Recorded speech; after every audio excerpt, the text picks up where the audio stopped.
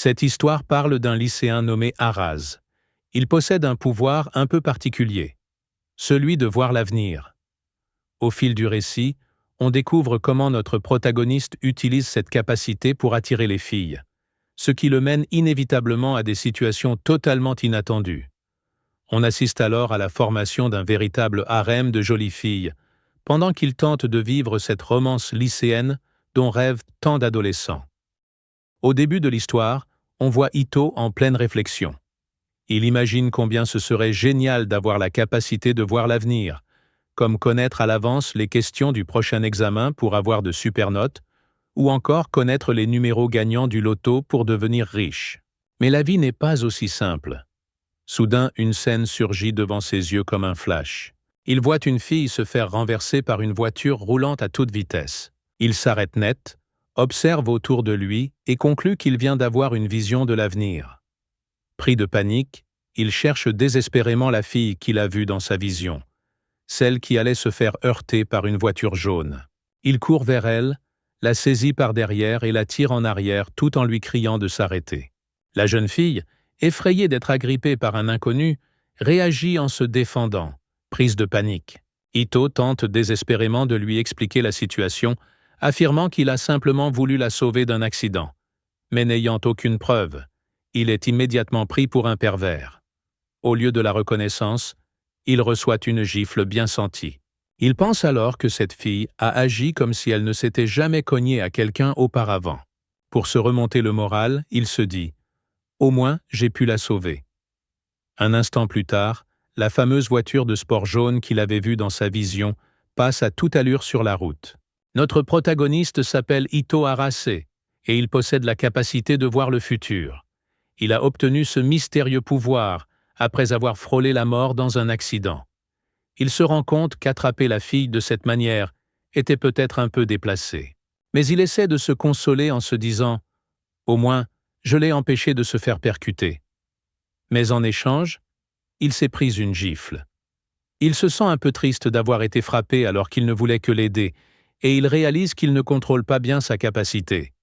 Dans le meilleur des cas, il ne peut voir que quelques secondes du futur, et cela n'arrive même pas souvent.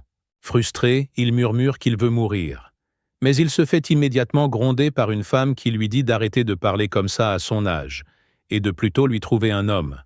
Ce à quoi Ito répond aussitôt qu'elle devrait cesser d'élargir son champ de rencontres, jusqu'au lycéen. La femme s'appelle Kuchi Ayako, une personne bienveillante qui a recueilli Ito après l'accident de ses parents, alors qu'il n'avait plus personne. Désormais, notre héros vit seul avec elle. Une situation que beaucoup d'élèves envieraient. Mais en réalité, Ayako-san est une adulte capricieuse, qui passe ses journées à se remettre de ses gueules de bois après des soirées de beuverie. Elle demande à Ito d'aller récupérer son uniforme au marché après le déjeuner, ce à quoi il râle en disant qu'elle aurait pu lui demander quand il était déjà en ville. Elle tente de se justifier, en disant qu'elle voulait qu'il s'habitue au quartier, alors qu'en vérité, elle avait totalement oublié l'histoire de l'uniforme. Ito se sent un peu déçu, et il n'a pas trop envie de sortir après l'incident de la gifle survenue le matin même. Les visions qu'il a de temps à autre ne lui montrent que quelques minutes du futur, et la plupart révèlent des événements peu agréables. Il pense qu'il n'a pas aidé la fille par altruisme, mais parce que laisser quelqu'un mourir alors qu'il connaît son sort le hanterait pendant des nuits et le plongerait dans la culpabilité. Il tente de se convaincre qu'il fait ça pour son propre bien, afin de ne pas le regretter plus tard. Malgré tout, il espère pouvoir vivre quelques journées tranquilles et paisibles dans sa nouvelle école. Mais soudain, une autre vision du futur lui apparaît. 2 enfants jouent et courent dans sa direction. L'un d'eux, en trébuchant, fait tomber son jouet dans la rivière voisine. Pris de panique, Ito se fige. Il repense à ce qui s'est passé le matin même et se dit qu'il risque encore une fois d'être accusé à tort. Craignant de se faire gronder par les parents des enfants, il esquive rapidement leurs courses et évite le choc de justesse. Il se dit alors « Parfois, voir le futur, c'est quand même bien pratique. Au moins, se dit-il, les enfants n'ont pas perdu leur jouet cette fois. » Mais soudain, plouf! Les enfants percutent une jeune fille à la place, et le jouet tombe dans la rivière. La jeune fille commence aussitôt à s'excuser, promettant qu'elle va le récupérer, en voyant à quel point ce jouet compte pour eux. Les enfants lui expliquent que c'est un cadeau de leur maman. Juste au moment où la fille s'apprête à sauter dans l'eau, notre héros se précipite vers elle, surpris, et lui demande ce qu'elle est en train de faire. Il est complètement choqué d'apprendre qu'elle compte vraiment plonger. Avec une lueur de détermination dans les yeux, elle se jette dans la rivière. Ito, debout au bord de l'eau, attend qu'elle refasse surface. Mais les secondes passent, et elle ne remonte pas. Les enfants commencent à paniquer, et Ito essaie de les calmer en disant qu'elle a sûrement l'habitude de nager. Mais ensuite, c'est le drame. Il comprend soudainement, elle ne sait pas nager. Sans réfléchir, il enlève sa veste et son sac, puis saute dans l'eau pour la secourir. Après avoir réussi à la sortir de la rivière, Ito est à bout de souffle. Il a vraiment cru qu'il allait mourir d'épuisement. Les enfants accourent vers eux pendant qu'ils rampent jusqu'à la berge, leur demandant s'ils vont bien. La fille, l'air un peu fière, leur adresse un clin d'œil. Ito pense alors « Sérieusement ?» Elle fait la maligne alors qu'elle était en train de se noyer il y a 1 minute. Elle tend le jouet aux enfants et leur dit de bien faire attention à ne plus le laisser tomber. Ito est impressionné. Même en se noyant, elle n'a pas lâché le jouet. Encore une fois, il ne comprend pas comment il s'est retrouvé dans une pareille galère. La jeune fille se tourne ensuite vers lui pour le remercier de lui avoir sauvé la vie. Face à cette scène, le visage d'Ito vire au rouge écarlate. Elle le remarque et lui demande s'il y a un problème, ce à quoi il répond, embarrassé. « Tes vêtements ?» On découvre alors que ses vêtements sont devenus complètement transparents à cause de l'eau. Il lui faut un moment pour réaliser la situation. Puis elle essaye tant bien que mal de se couvrir, paniquée, expliquant que ce n'est pas son style habituel. Elle rougit et s'excuse, disant qu'elle n'avait rien d'autre à mettre ce jour-là, et que d'habitude, elle ne porte pas de lingerie aussi voyante. Puis, après un instant de réflexion, elle commence à douter d'Ito. Elle lui demande s'il a orchestré cette rencontre avec les enfants exprès, juste pour pouvoir la mater. Elle s'approche de lui, l'air menaçant, pendant qu'il panique intérieurement. Il ne veut surtout pas être accusé à tort une 2e fois dans la même journée. Elle s'apprête à ajouter quelque chose, mais est interrompue par un énorme éternuement. En voyant qu'elle grelotte, Ito lui pose doucement sa veste sur les épaules, pensant que ça pourrait la réchauffer un peu. Il lui demande simplement de la lui rendre un autre jour, préférant ne pas compliquer encore plus la situation. Puis il prend la fuite.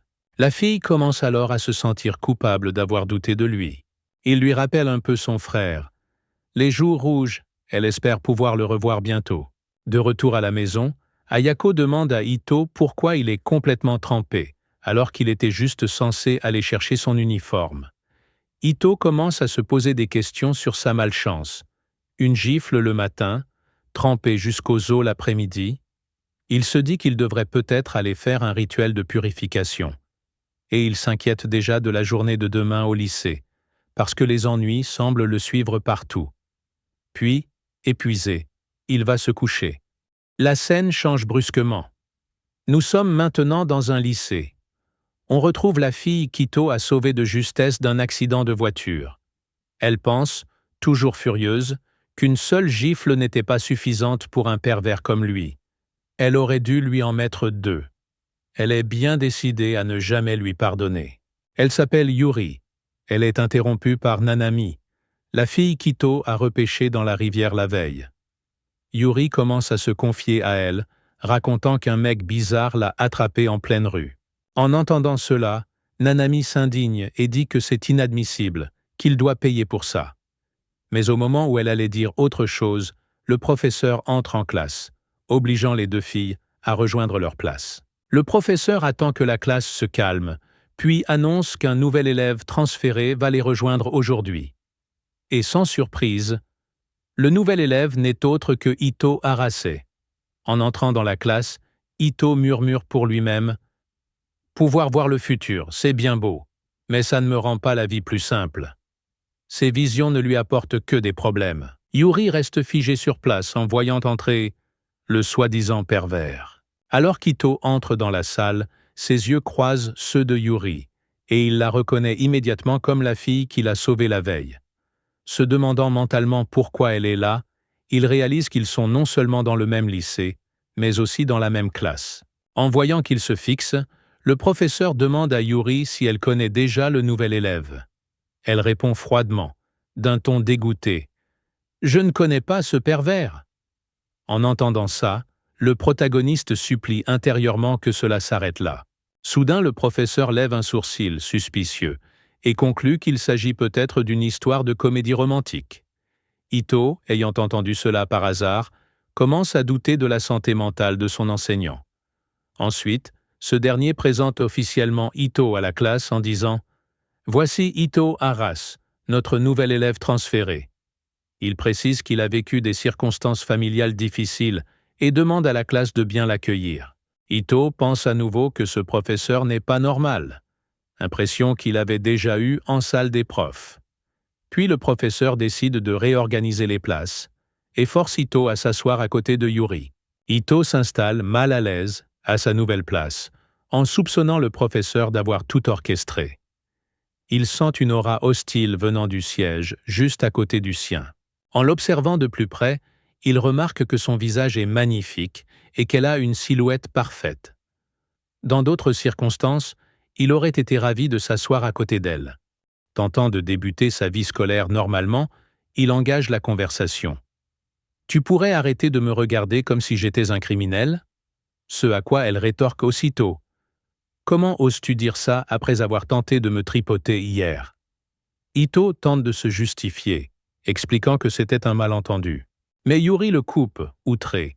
« Comment un malentendu pourrait expliquer que tu m'aies enlacé par derrière sans raison ?» Il réplique qu'il tentait juste de la sauver d'un accident. Yuri, incrédule, répond « Tu m'as sorti la même excuse hier. Ça veut dire quoi au juste ?» Elle continue de l'enguirlander, lui disant d'inventer une meilleure excuse. À ce moment, Ito est déjà exténué. Il se demande s'il existe un moyen de dissiper ce malentendu. Lui dire qu'il peut voir le futur ne ferait que le faire passer pour un fou. Yuri conclut en disant qu'une gifle ne suffira pas à le pardonner. Ito se sent accablé de voir que son premier jour commence par de la haine. Malgré tout, Ito s'en accommode. Il a toujours été seul. Mais soudain, le professeur interrompt, annonçant la fin de la séance de tutorat. Ito soupire intérieurement, songeant qu'avoir des visions du futur n'améliore en rien sa vie. Ses pensées sont interrompues par un élève voisin qui s'approche de lui en disant « Mec, elle te déteste carrément. Tu lui as fait quoi ?» Le garçon se présente. « Sasaoka Sosuke. » Curieux, il insiste pour savoir pourquoi Yuri le regarde avec tant de haine. Plutôt que de répondre directement, Ito lui demande si Yuri est une fille populaire dans la classe. Sosuke s'illumine et répond avec excitation, tel un fan.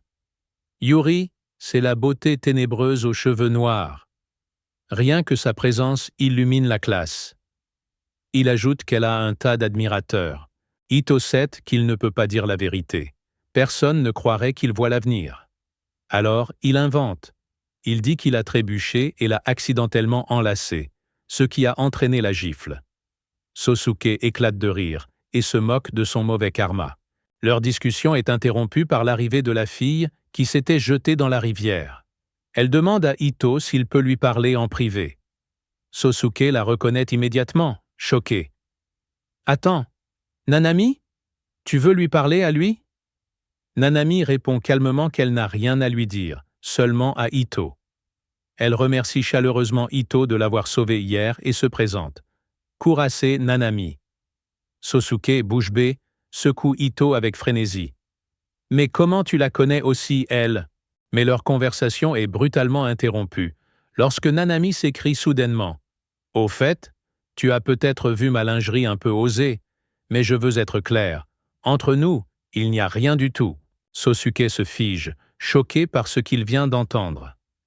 Il se tourne lentement vers Ito, l'air grave. « Mec, t'es quel genre de type en vrai ?»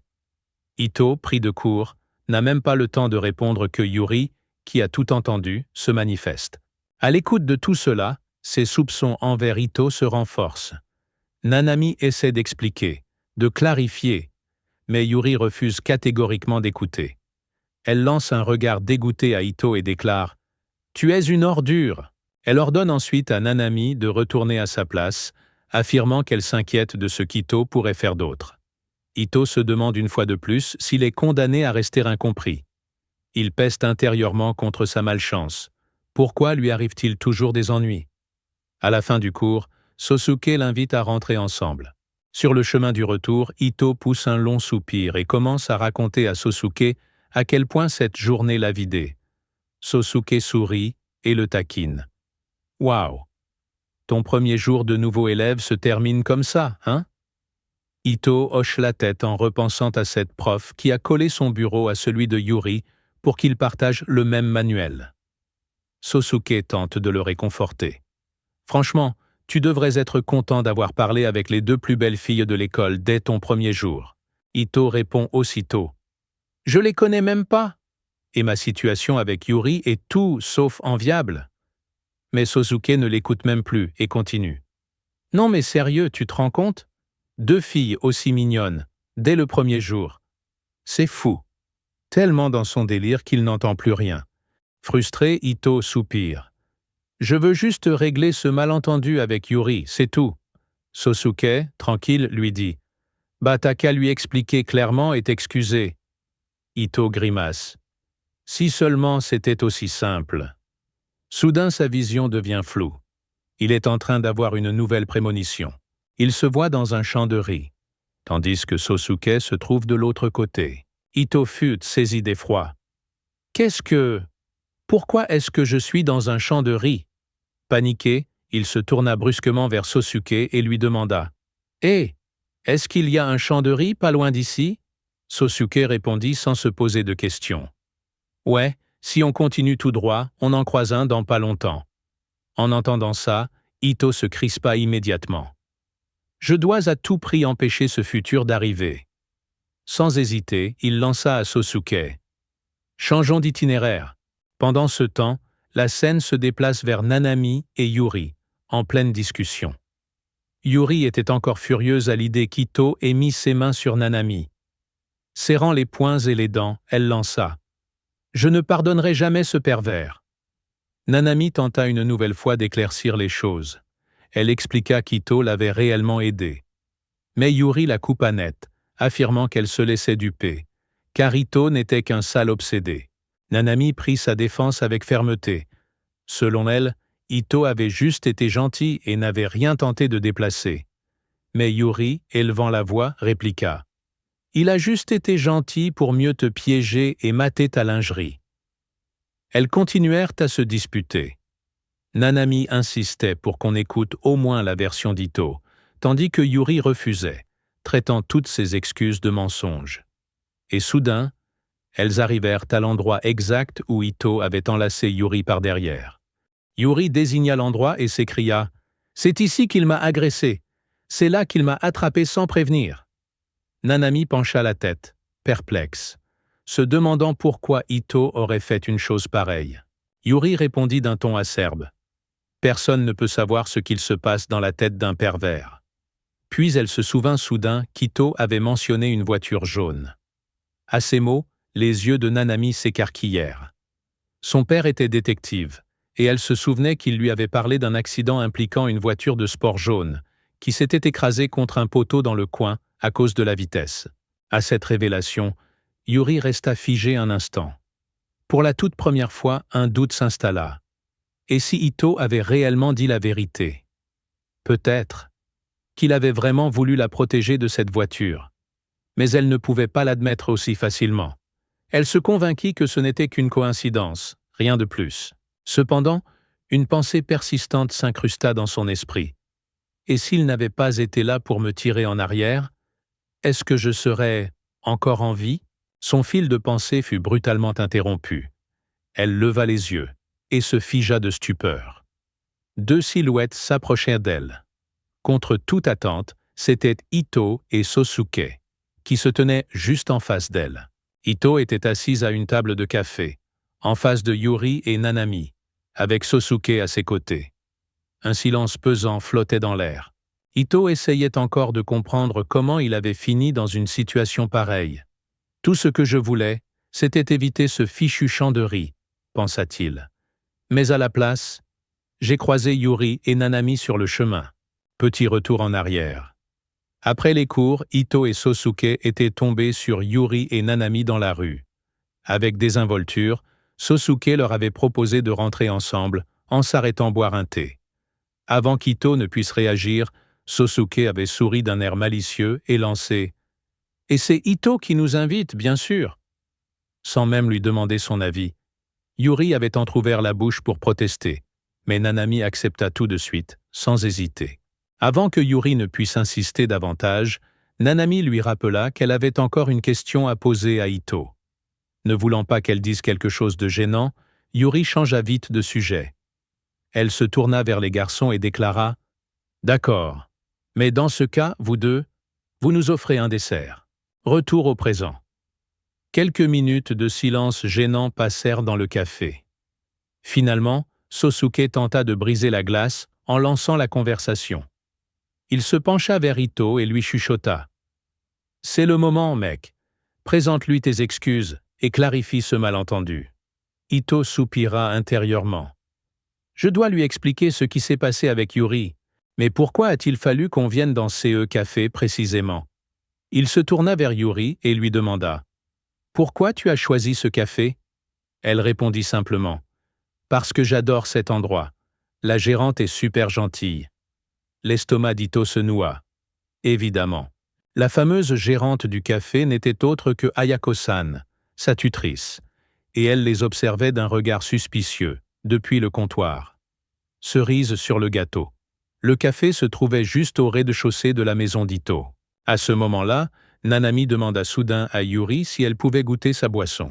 Ito observa cette scène adorable avec un pincement au cœur. L'ambiance détendue, les filles en pleine interaction. Il ne put s'empêcher de trouver cela charmant. Une sensation étrange de confort l'envahit. Mais cet instant doux fut brisé. Yuri le surprit en train de fixer Nanami. Elle plissa les yeux et s'écria « Arrête de la mater, sale pervers !» Ito sursauta et répondit aussitôt « Je ne suis pas un pervers !» Yuri souffla bruyamment en croisant les bras. « Ah ouais? Pas un pervers ?» lança-t-elle d'un ton moqueur. « Alors explique-moi pourquoi tu m'as attrapé par derrière hier, et que tu oses encore te défendre. » Ito poussa un long soupir. Il commençait à s'habituer à ses cris. À ce stade, répondre ne servait plus à grand-chose. Ito inspira profondément. « Je dois pas empirer les choses, se dit-il. Si ça continue, ma vie scolaire va tourner au cauchemar. » Il hésitait toujours à s'excuser, surtout avec Ayako-san qui le scrutait toujours. Mais il prit enfin son courage à deux mains. Tant pis, advienne que pourra. Il éleva soudainement la voix, appelant Yuri par son prénom. Ce ton inattendu la fit sursauter. Il posa ses mains sur la table et s'inclina profondément. « Je suis désolé !» Yuri le fixa, figé. Sous le choc, elle peinait à comprendre ce qui venait de se passer. Ito, toujours penché, continua. « Je suis vraiment désolé pour ce qui s'est passé hier. Je le pense sincèrement. » Il resta incliné, attendant une réaction. Yuri, troublé, hésita un instant avant de murmurer doucement. « Il y a quelque chose que je veux te demander ?» Elle déglutit, puis reprit. « Pourquoi est-ce que tu m'as touché hier ?» Ito releva la tête, agacé. « Je ne t'ai pas touché, » protesta-t-il. « Je t'ai attrapé par derrière pour te sauver d'un accident. » Yuri, toujours sceptique, croisa les bras. « Menteur ! Il n'y avait aucune voiture à ce moment-là. » Elle tenta de le piéger, en lui demandant comment il savait qu'une voiture jaune allait arriver, surtout qu'elle avait entendu qu'un accident impliquant une voiture jaune s'était produit tout près. Ito paniqua intérieurement. Cette voiture s'était vraiment crashée. Comment je vais expliquer ça? Heureusement, Sosuke intervint et mentionna cette fameuse voiture jaune, disant qu'il l'avait vue rouler à toute allure la veille. Dans sa tête, Ito remercia Sosuke, même s'il était tellement stressé qu'il en oublia son nom. Puis il tenta d'inventer une excuse pour apaiser Yuri.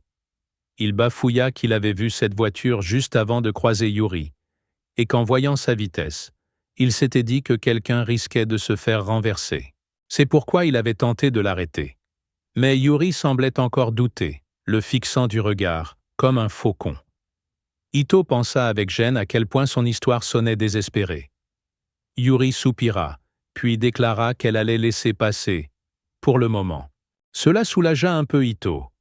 Il pensa avoir enfin réglé une partie du problème, et que sa vie au lycée allait peut-être devenir un peu plus calme. Mais ses pensées furent aussitôt interrompues par Yuri, qui reprit la parole. Elle lui dit qu'elle ne croyait pas totalement à sa version des faits. En plus, elle ajouta que son explication ne tenait pas la route, et que l'avoir enlacé par derrière restait un fait irréfutable. Elle déclara qu'elle allait se faire sa propre opinion, non pas à partir de ses mots, mais en l'observant elle-même. Elle allait déterminer seule s'il disait vrai, ou s'il était vraiment un pervers. Ito n'était donc pas encore tiré d'affaire. Elle le mit aussi en garde. S'il montrait ne serait-ce qu'un soupçon de sa véritable nature, elle le surveillerait sans relâche. Tout le soulagement qu'Ito avait pu ressentir s'évapora aussitôt. Il entra de nouveau en panique, en comprenant que le malentendu n'était pas réglé du tout. Yuri ajouta qu'il devrait lui offrir 10 parfaits de ce café, et alors, peut-être, elle songerait à lui pardonner pour l'avoir enlacé par derrière. Elle insista bien. 10 parfaits. Elle le répéta 2 fois. Elle lui demanda ensuite s'il pensait vraiment qu'une seule excuse suffisait, et s'il croyait que son corps était aussi bon marché pour tout régler comme ça. Ito, rouge de gêne, s'écria qu'elle devait arrêter de dire des trucs ambigus, surtout avec la gérante du café encore dans les parages.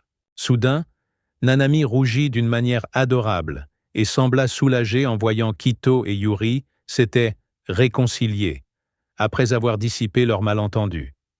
Aussitôt, Ito et Yuri s'écrièrent en chœur. Ito lui demanda d'arrêter de dire ce genre de choses, expliquant que ce sont des mots qu'on utilise seulement quand on est vraiment proche.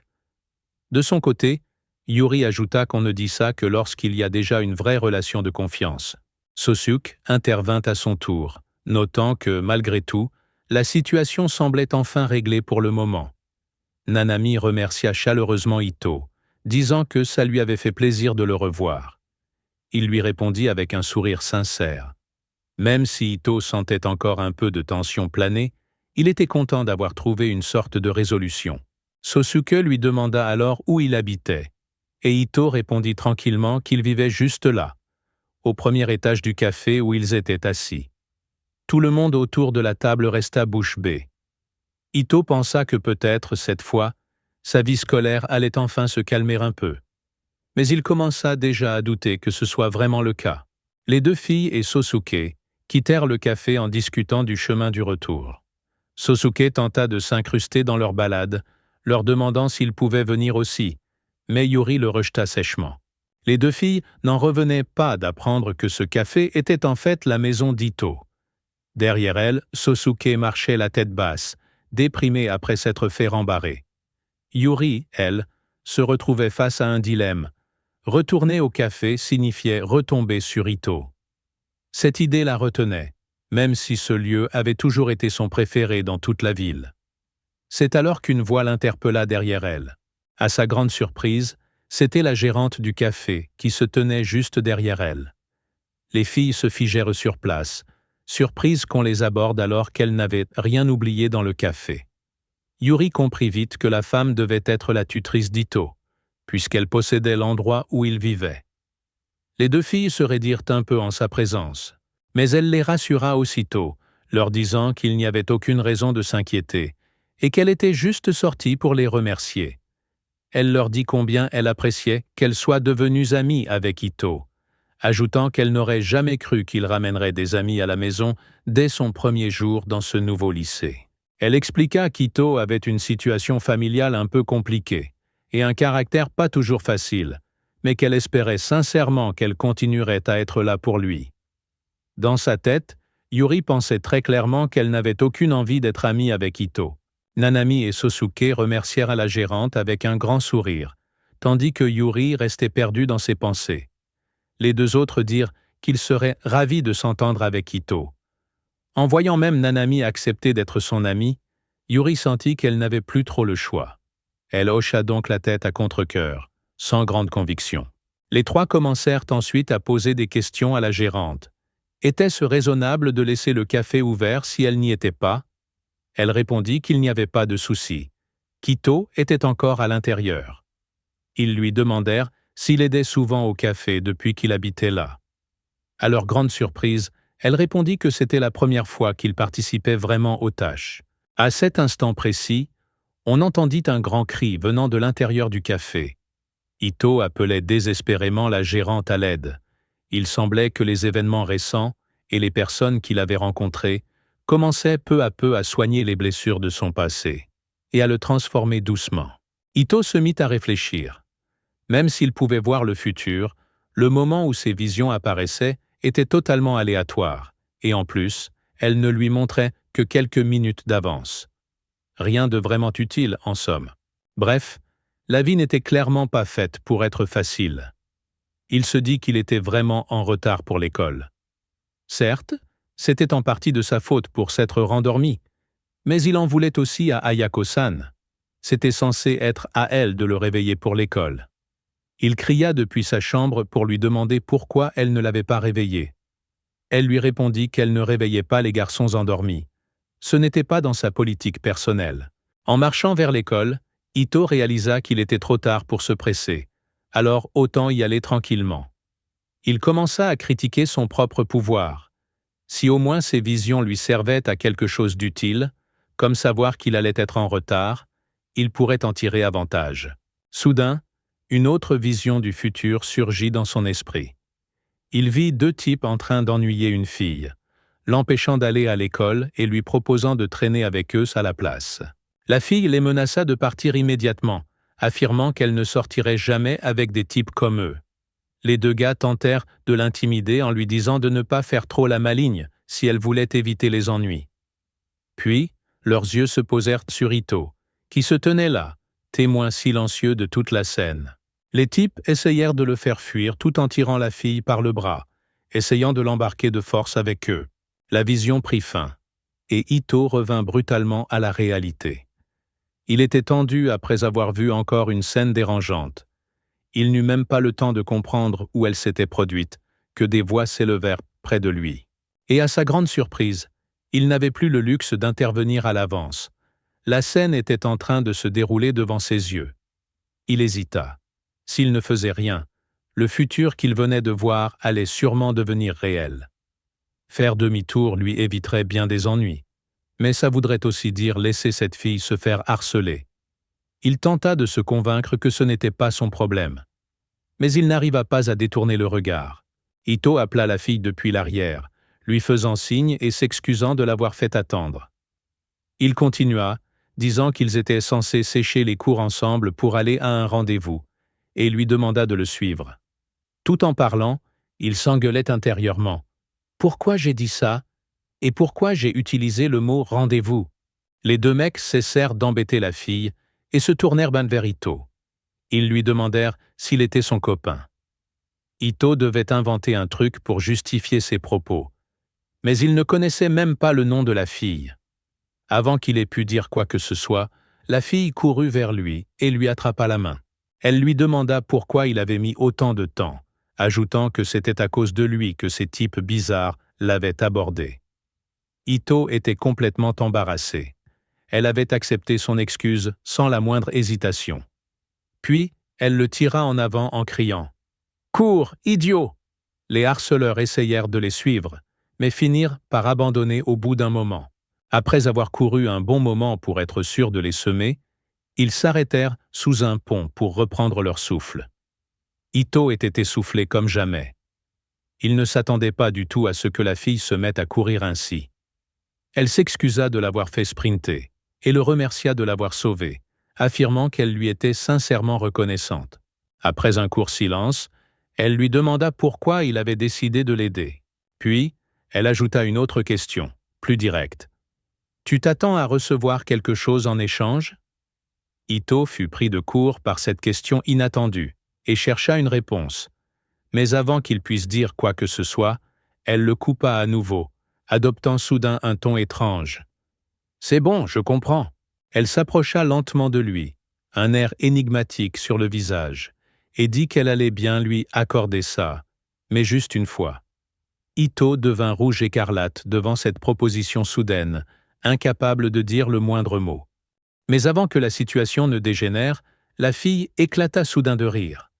Elle avoua qu'elle plaisantait depuis le début et qu'elle n'avait jamais été sérieuse. Ito se fâcha en comprenant qu'elle s'était juste moquée de lui. Elle se retourna ensuite vers lui et lui demanda de marcher avec elle. Encore perdue, Ito demanda où ils allaient exactement. Elle répondit que, puisque c'était leur journée de séchage, ils étaient censés être en rendez-vous. Elle le taquinait toujours, les joues légèrement rouges, mais Ito n'était plus d'humeur à jouer. Il lui dit que ce qu'il avait dit, c'était juste pour la sortir du pétrin, qu'il ne le pensait pas sérieusement. La fille ne répondit pas à ça. Elle demanda son nom, en disant que le sien était Sana Fujibayashi. Ito répondit qu'il s'appelait Ito Arase. Elle lui dit alors de continuer à marcher. Ito, toujours un peu confus, lui demanda si c'était vraiment un rendez-vous, car il n'en avait jamais eu un avant. Elle ignora totalement ses paroles et déclara que, puisqu'il n'y avait rien d'intéressant dans le coin, ils allaient y prendre le train pour aller dans la ville voisine. Ito ne savait plus quoi penser ni quoi faire. C'était sa toute première sortie avec une fille, et il n'avait aucune idée de comment se comporter. Sans qu'il ait donné son avis, on aurait vraiment dit qu'ils formaient un couple. La fille déclara qu'elle n'avait rien mangé depuis ce matin et qu'il devrait aller acheter une crêpe. Ito n'était pas d'accord, mais elle ne l'écouta pas. Elle ajouta qu'elle voulait aussi tester une nouvelle boisson. Puis elle proposa à Ito d'y goûter aussi, avant de se raviser aussitôt, en disant que ce serait un baiser indirect. Tout à coup, elle se rappela qu'elle voulait acheter de nouveaux vêtements, et elle recommença à traîner Ito avec elle. Les heures passèrent, et ils n'avaient toujours pas fini leur virée shopping. Ito, complètement épuisé et les bras chargés de sacs, lui demanda s'ils en avaient bientôt terminé. En chemin, ils passèrent devant une cabine de Purikura, et la fille lui proposa de prendre quelques photos pour immortaliser cette journée. Soudain, Ito vit une image fugace de Nanami et Yuri devant ses yeux, comme un rappel venu d'ailleurs. Il commença à paniquer un peu, se demandant si toutes les sorties comme celle-ci étaient aussi éreintantes. Pendant ce temps, la fille débordait encore d'énergie et racontait joyeusement à quel point la journée avait été géniale. Elle demanda ensuite à Ito s'il avait encore un peu de temps devant lui, ou s'il devait rentrer, en désignant les sacs qu'il portait. En les regardant, elle annonça qu'elle allait appeler un taxi et qu'il n'avait pas à s'en faire. Ito se demanda intérieurement comment elle pouvait sortir de l'argent si facilement, appeler un taxi sans hésiter, comme si c'était rien. Il commença à se demander si elle venait d'une famille très riche. Puis elle se rappela qu'il y avait une station de taxi pas loin, et que ce serait plus rapide de rentrer en prenant un là-bas. Elle lui demanda ensuite en quelle année il était au lycée. À sa grande surprise, ils étaient dans la même année. Elle n'arrivait pas à croire qu'il avait le même âge qu'elle, et lui demanda s'il était nouveau, puisqu'elle ne l'avait jamais vu avant. Ito répondit qu'il avait été transféré dans l'école la semaine précédente. Elle réagit aussitôt en disant que ça devait être lui, l'élève transféré dont tout le monde parlait. Ito, curieux, lui demanda quel genre de rumeurs circulaient à son sujet. Mais comme souvent, elle ignora sa question. Au lieu de répondre, elle déclara simplement que, s'il avait su qui elle était depuis le début, il ne lui aurait probablement jamais adressé la parole. Ito tenta de lui demander ce qu'elle voulait dire par là, mais avant qu'elle ne puisse répondre, un taxi arriva. Elle lui demanda alors de mettre les sacs dans la voiture. Juste avant de monter, elle lui dit que s'il la croisait un jour au lycée, il devait au moins lui dire bonjour. Puis, contre toute attente, elle se pencha un peu trop près de lui, et lui souffla à l'oreille que, s'il lui demandait gentiment, elle accepterait de l'aider à ne pas décrocher son diplôme en étant toujours vierge. Ito paniqua complètement, bafouilla qu'il ne lui adresserait plus jamais la parole et ferait comme s'il ne la connaissait pas au lycée. La fille éclata de rire et lui fit un petit signe de la main en guise d'au revoir. Ito, profondément embarrassé par cette conversation, se demanda comment elle avait deviné qu'il était vierge, et s'il lui arrivait souvent de dire des choses aussi incroyables à des inconnus. Il se demanda aussi si elle avait vraiment eu besoin de son aide au départ, ou si elle aurait pu s'en sortir toute seule avec ces types. Et c'est ainsi que se termina cette longue et éreintante journée pour Ito Arase. Pendant ce temps, la fille contemplait encore la photo prise dans la cabine Purikura avec Ito.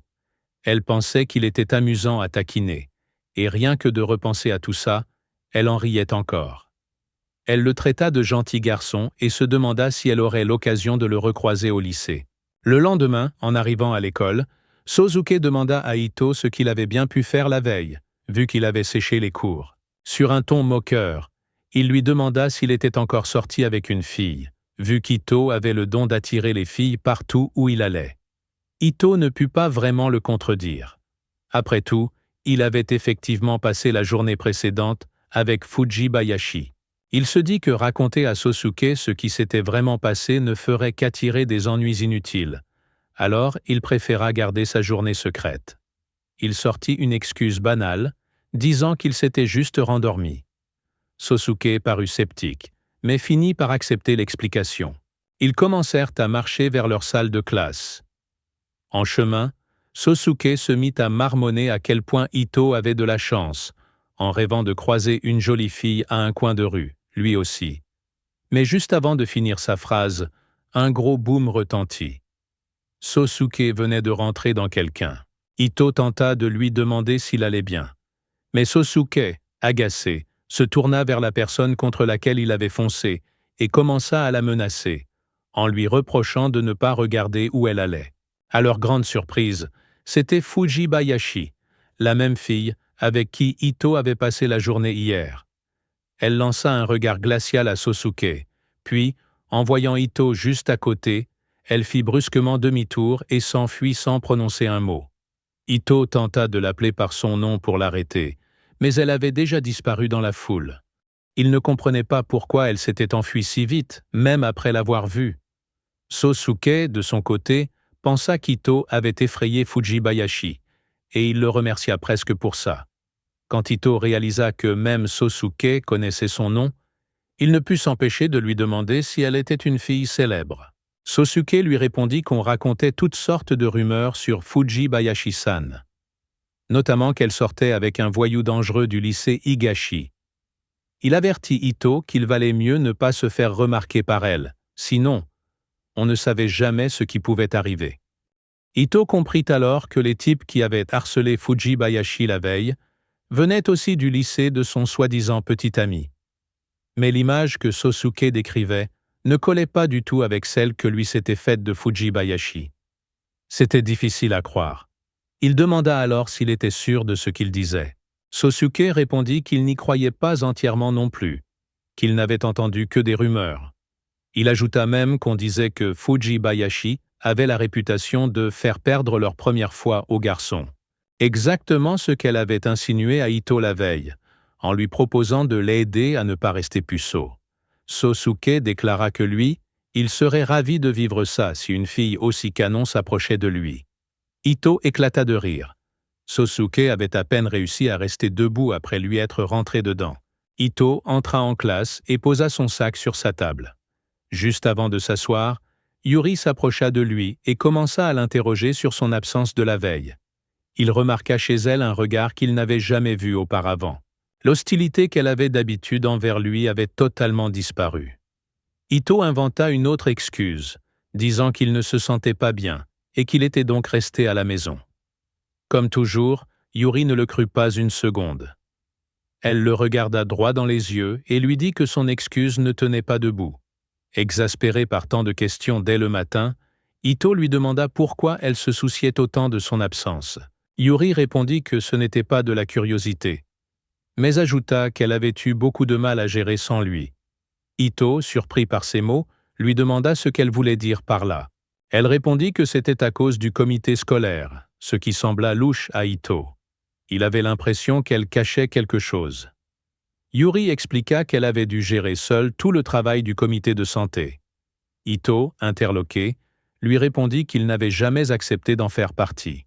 Elle rétorqua que son accord n'avait pas été nécessaire. On l'avait déjà assigné au comité la veille, pendant la réunion. Elle avait été volontaire du côté des filles, et comme aucun garçon ne s'était proposé, la prof avait décidé de désigner Ito sans lui demander son avis. Ito était loin d'être ravi d'avoir été choisi comme ça, sans qu'on lui en parle. Yuri continua, expliquant que la première mission du comité était de vérifier et réapprovisionner les fournitures sanitaires dans toute l'école. Et comme il avait été absent, elle avait dû couvrir plus de zones toute seule. Elle lui ordonna ensuite de s'occuper de toutes les tâches du jour, seule cette fois. Ito accepta à contre-cœur. Mais Yuri avait aussi accepté une tâche spéciale, pour le punir de son absence. Ito, frustré, la traita de sale peste, pour lui en rajouter encore.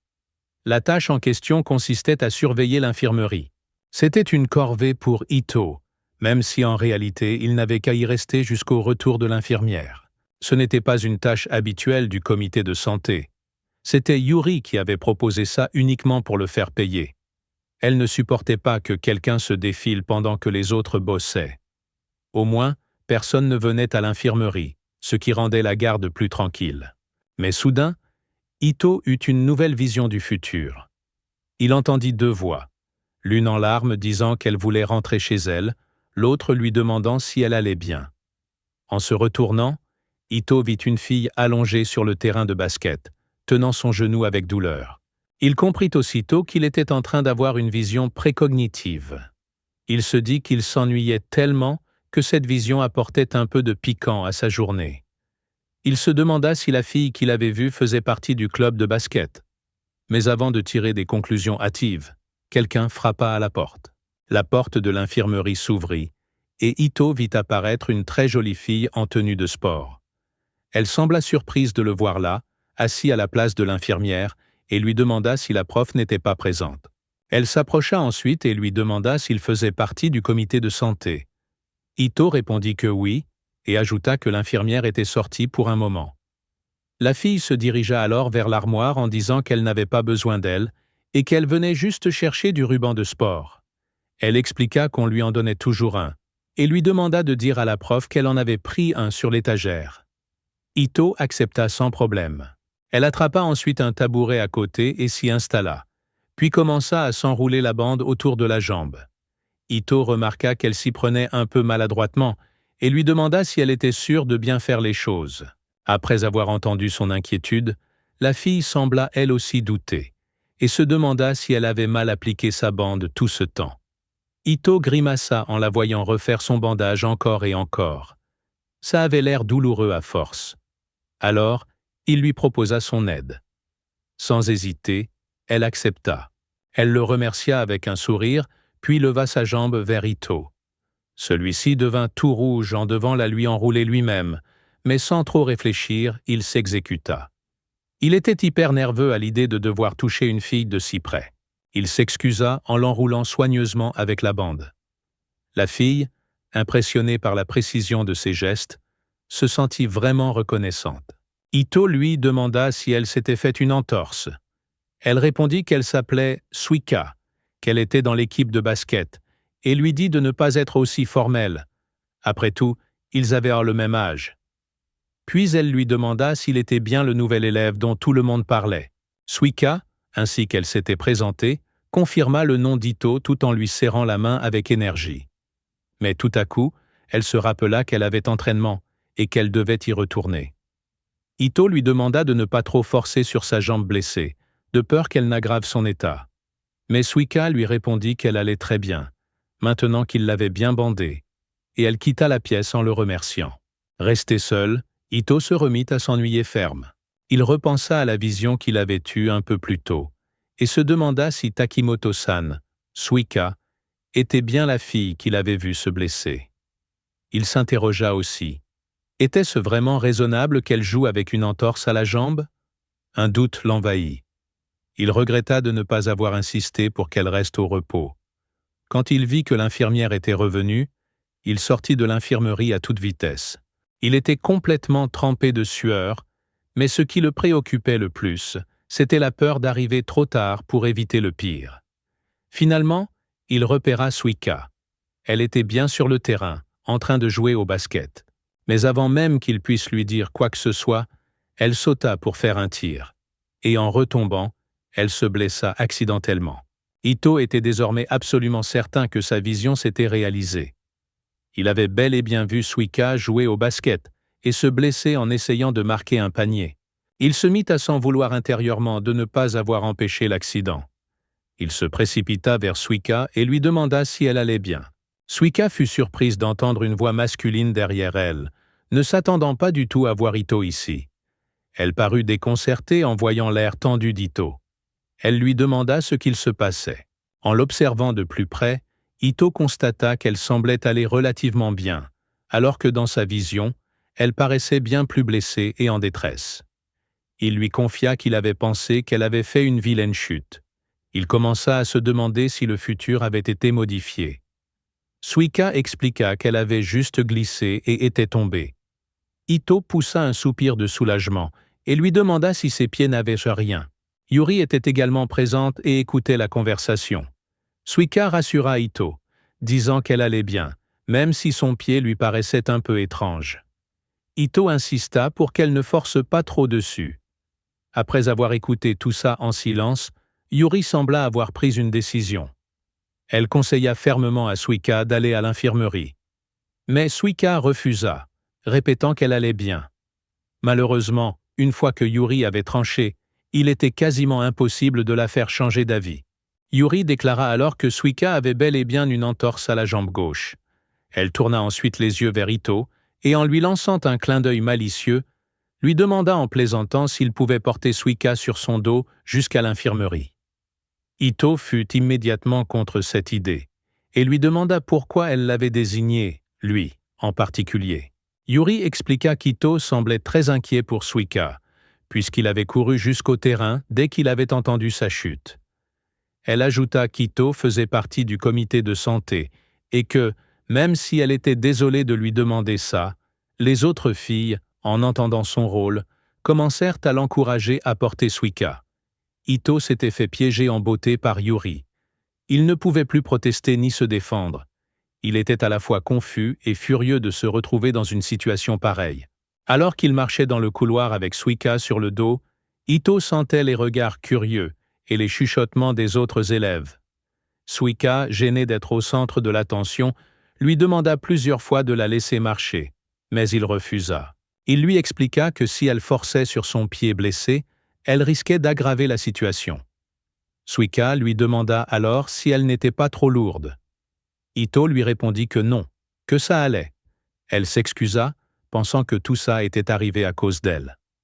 Ito la rassura, lui disant que ce n'était pas sa faute, mais la sienne, puisqu'il avait débarqué sans prévenir dans l'activité d'un autre club. Il s'excusa à son tour.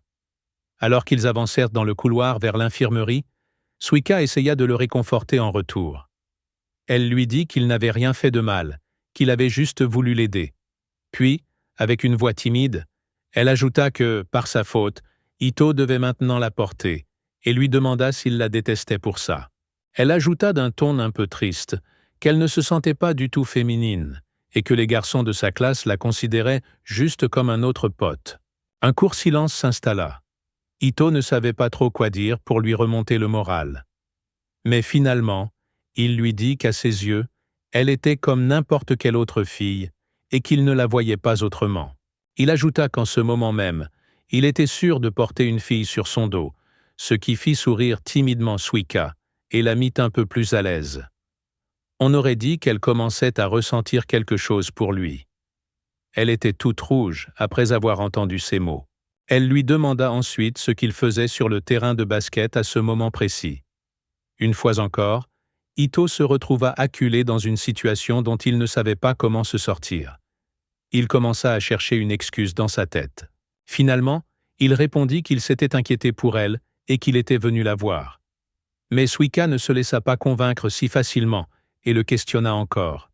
« Tu étais vraiment inquiet pour moi ? Même si on s'est rencontrés que ce matin ?» Puis, le regard suspicieux, elle lui demanda s'il avait un pouvoir spécial, puisqu'il avait couru jusqu'à elle comme s'il savait d'avance ce qui allait arriver. Ito se mit à bafouiller, incapable de lui donner une réponse claire, ce qui ne fit que renforcer les doutes de Suika. Convaincu par sa réaction, Suika lui demanda franchement s'il avait une sorte de don pour voir l'avenir. Ito resta figé sur place à cette question directe. En voyant son expression, Suika commença à se sentir gênée, pensant qu'elle venait de dire quelque chose de complètement absurde. Elle tenta de changer de sujet en disant que ce genre de choses n'était pas possible, et qu'elle plaisantait seulement. Ito hocha la tête avec maladresse, encore en train d'assimiler ce qui venait de se passer. Elle ajouta qu'elle avait vu un truc similaire dans un drama, et que c'était ce qui lui avait donné l'idée de poser cette question. Ito prit une grande inspiration, réalisant qu'il venait d'échapper de justesse à une révélation.